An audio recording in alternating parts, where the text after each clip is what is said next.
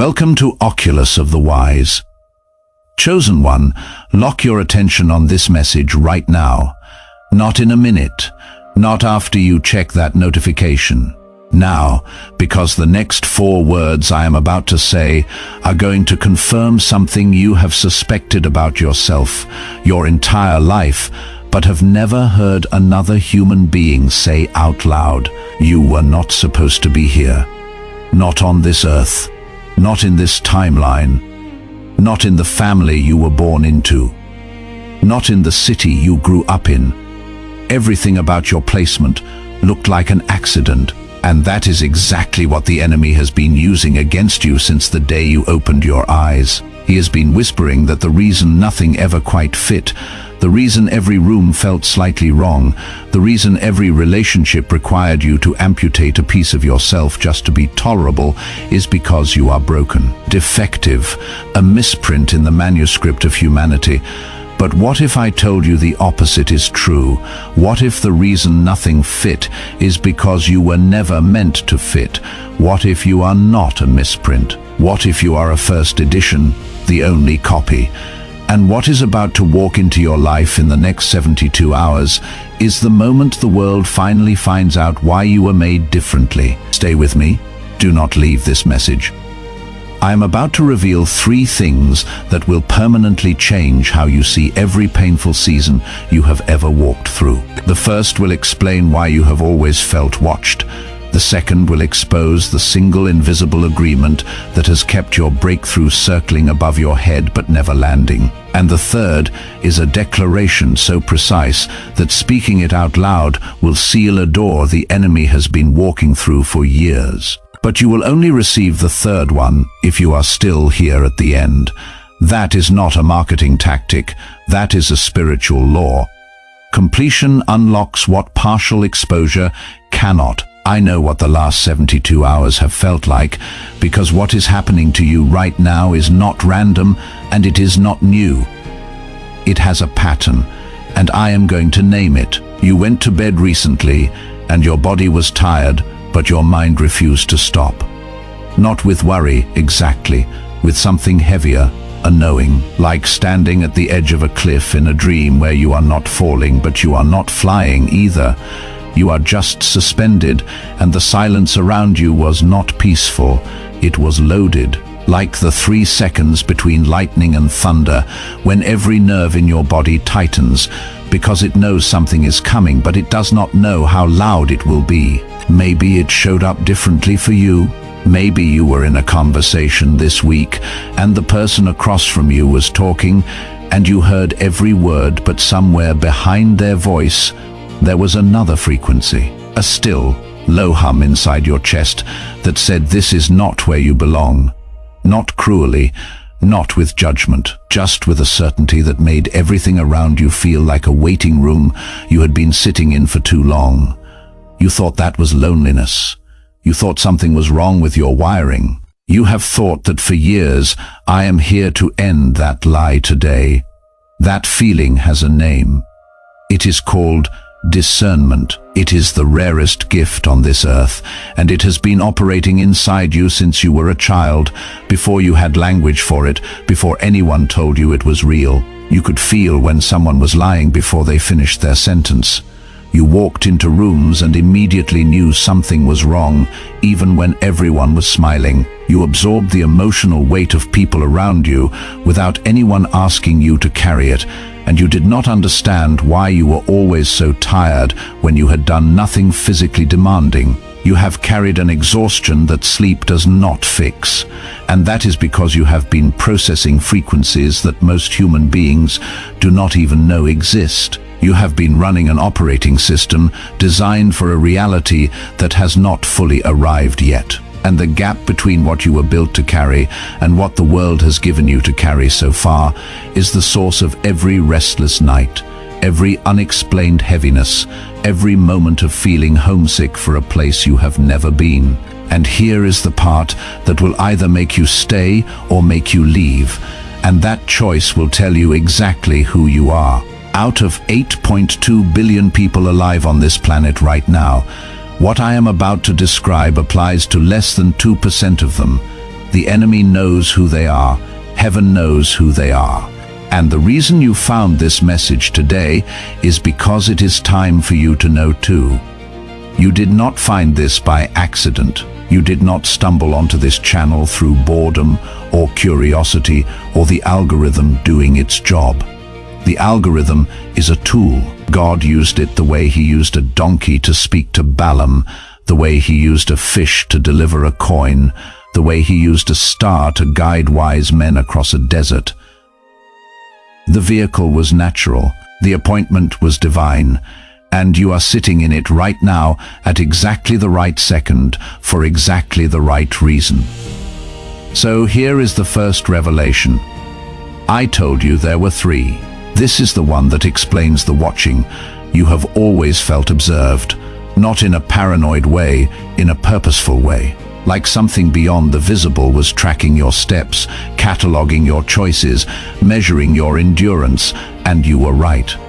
But it was not one thing watching you, it was two. Heaven has been watching you because you are carrying an assignment that has not yet been deployed, an anointing with a timer on it. A gift so specific to this exact moment in history that it could not be activated early without destroying the very thing it was designed to build. God has been watching you the way a surgeon watches a transplant organ in transit. Every bump monitored, every degree of temperature controlled, not because the organ is fragile, but because what it is about to save is irreplaceable. And simultaneously, the enemy has been watching you because he has read the file. He has seen what heaven is about to release through you, and he knows he cannot stop it, so he has not been trying to destroy you. Listen to me carefully. He gave up on destroying you a long time ago. What he has been doing is far more surgical. He has been trying to convince you to disqualify yourself, to make you believe that the very qualities God designed into you are defects. Your intensity is too much. Your sensitivity is weakness. Your inability to settle is instability. Your refusal to conform is arrogance. He dressed every single one of your divine attributes in the language of disorder, and he has been doing it so long that you started to believe him. You started to apologize for the way God built you. That ends today. If something inside your chest just tightened, if you felt heat behind your eyes or pressure in your throat that you were not expecting, that is not emotion, that is recognition. Your spirit just identified something it has been waiting to hear for a very long time. And that physical response is more significant than you realize because it is connected to the second revelation I promised you, the one about the invisible agreement. But before I give it to you, I need you to do something. Not for me, for the moment that is forming right now between you and what God is saying over your life. Hit the like button below this video. I know how that sounds. I know it feels like every other creator asking for engagement. But this is different, and you know it is different because of what you just felt, that like is not a metric, it is a marker. It tells the system to carry this message to one more person who woke up at 3 in the morning this week feeling the same thing you felt. Your thumb on that button becomes their divine appointment. Do it now before the resistance talks you out of it. Now here is the second revelation, and this is where most people leave, not because it is offensive, but because it is precise. It hits the exact nerve that has been protected the longest, and the reflex is to click away, to dismiss it, to tell yourself this does not apply to you. But that reflex is the agreement itself. You have been believing God for the full version of your life while simultaneously running a background program that says people with your history do not get the full version. You believe in breakthrough, you believe in favor, you believe God moves in supernatural ways, but you believe it the way you believe in a vacation you have seen in photographs. Beautiful, real for someone else. Somewhere deep beneath your faith there is a contract you signed with disappointment, and it reads like this: I will keep believing. I will keep showing up. I will keep praying, but I will not let myself expect the full thing, because the last time I expected the full thing, the fall almost killed me. That contract feels like wisdom. It feels like self-preservation. It sounds like maturity. I will never let myself be that vulnerable again.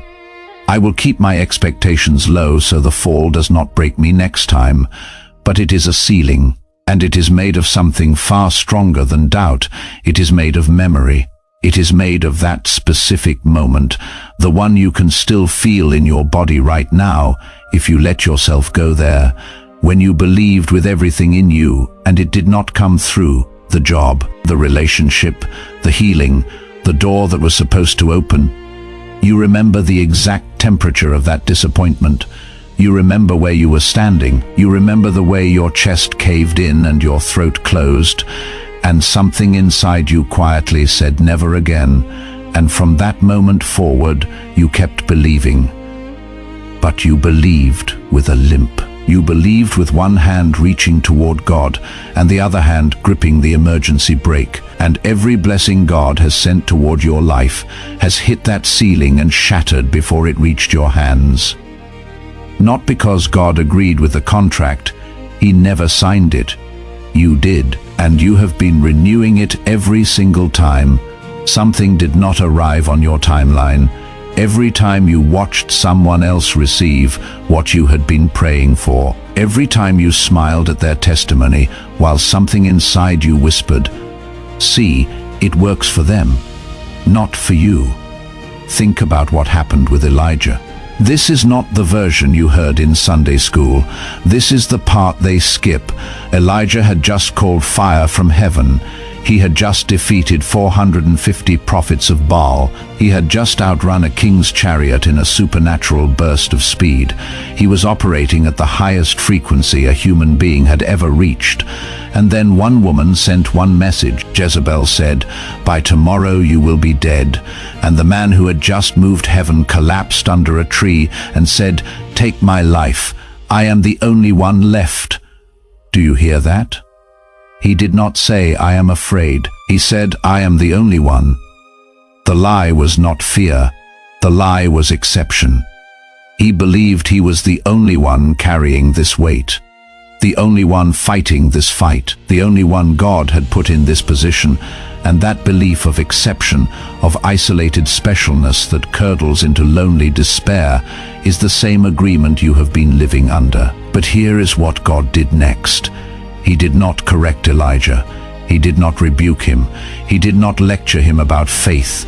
He fed him. He let him sleep. He restored his body, and then he spoke, not in the earthquake, not in the fire, not in the wind, in a whisper, because God knew that a man who had been living inside a lie about his own isolation needed proximity, not volume. He needed to feel that God was close, not loud. And then God told him the truth. You are not the only one. I have 7,000 who have not bowed. You were never alone. You were just positioned ahead. That is what I am telling you right now. You are not the exception. You are not the one God skipped. You are not the one this does not work for. You have been positioned ahead of your generation, and the loneliness of that position made you believe you were forgotten. But being in front always looks like being alone to the person walking point. Drop a comment below right now. Write the words, "I am not the exception," or write, "I am positioned, not forgotten," or write whatever just moved through you in the last 60 seconds. That comment is not engagement. It is a spiritual stake driven into the ground at the exact coordinates where the ceiling cracked. And when other people scroll through and read what you wrote, your words become the whisper of God to someone else who thought they were the only one. You are about to discover that you are part of the 7,000. Now here is the third and final revelation. And this is the one I told you at the beginning, that can only be received if you are still here. Not because I am gatekeeping information, but because what I am about to hand you requires the capacity that the first two revelations just built. The thing that has truly been blocking you is not the enemy. It is not your past. It is not the people who hurt you or the doors that closed or the years that felt wasted. Those things were real. Those things were hard, but they were not the block. The block is this. You have been carrying an old identity into a new season. You have been trying to pour the next chapter of your life into the container of the last chapter, and it does not fit. It was never designed to fit. It is like trying to stuff a river back into the spring it came from. The water remembers where it started, but it was never meant to stay there. Think about Joseph, not the sanitized version, the real one. This man spent years in a prison cell for a crime he did not commit. He had every reason to build an identity around victimhood, around injustice, around the narrative that the world was rigged against him. And if he had carried that identity into the palace, he would have governed from a wound instead of a calling. He would have used power to settle scores instead of save nations. But something happened in that cell. The old identity died. Not quickly, not painlessly, slowly, in the dark, with no audience and no applause. And when Pharaoh called him out of that prison, the man who walked into the throne room was not the same boy who had been thrown into the pit. The pit stripped him. The prison refined him. And the weight, the years that felt like God had lost his file, was the exact environment needed to kill the old identity without killing the man. Your season of feeling forgotten has been doing the same work. Moses could not lead a nation as a stuttering shepherd hiding in the desert. David could not rule a kingdom as a boy, still rehearsing his rejection by his father. Each of them reached a moment where heaven said the preparation is over. Not because they felt ready, none of them felt ready, but because the assignment had a deadline, and the deadline was not negotiable. Your deadline is now, not metaphorically, not eventually. Now, and here is the part that will determine whether this message changes the next week of your life or the next decade. Readiness is not a feeling, it is a decision. You do not feel your way into your calling. You decide your way into it, and the feelings reorganize themselves around the decision. Every person in Scripture who stepped into their assignment did so with shaking hands and a dry mouth and a voice in their head screaming, "You are not enough." They said yes anyway, and the yes is what heaven has been waiting for. You have been saying yes in fragments, in whispered prayers that felt like they hit the ceiling, in quiet decisions no one noticed, in moments of restraint where you chose not to react and thought it cost you something. But heaven was collecting every one of those broken yeses, assembling them. And the final piece clicked into place this week without you even realizing it. You are already on the other side of the threshold. You crossed it when you were not looking. Now, place your hand on your chest. Feel the pulse underneath your palm. That rhythm has not stopped since the moment God started it, not through the betrayals, not through the silence, not through the seasons that should have ended you. That heartbeat is the physical evidence that heaven is not finished with you.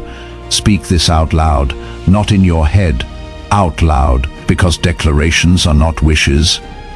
They are spiritual coordinates.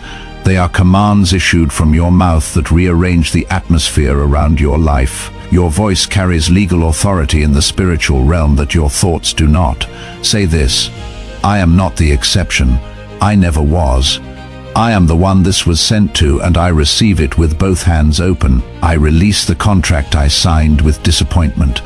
I release the agreement that said, my history disqualifies me from my destiny. I release the old identity that was built by rejection, maintained by comparison, and reinforced by every season that lasted longer than I thought I could survive.